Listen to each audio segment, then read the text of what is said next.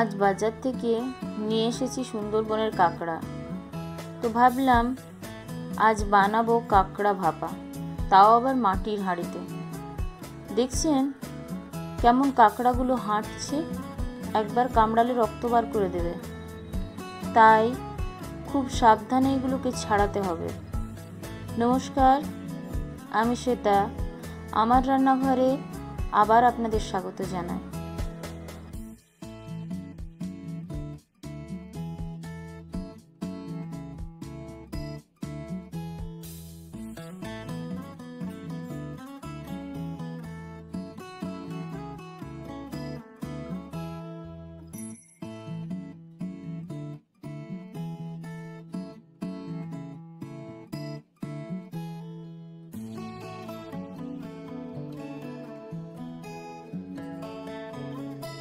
দেখুন, এখানে সব কাঁকড়াগুলো পরিষ্কার করা হয়ে গেছে।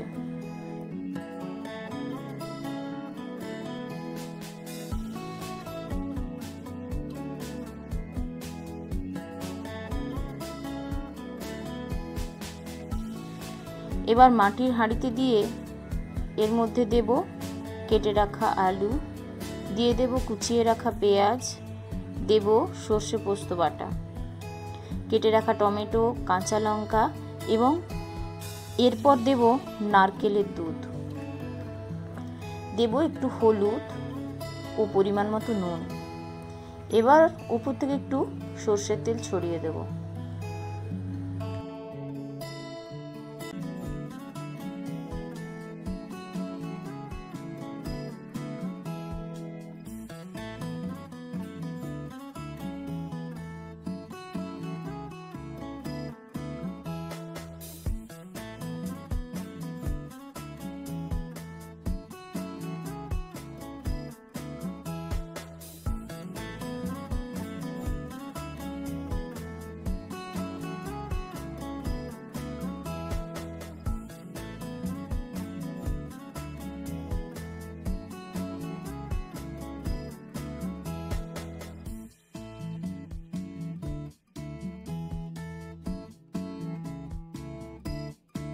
এবার সব কটাকে ভালো করে মিক্সড করে নেব।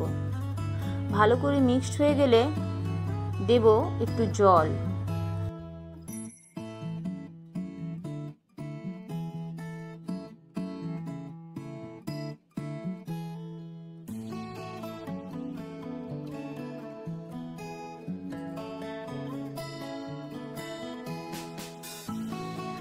দেখুন, এখানে তৈরি হয়ে গেছে কাঁকড়া ভাপা। কত সহজ দেখলেন তো?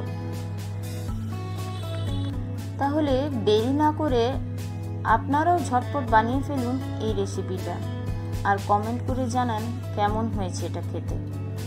আর রেসিপিটা ভালো লাগলে শেয়ার ও লাইক করতে ভুলবেন না।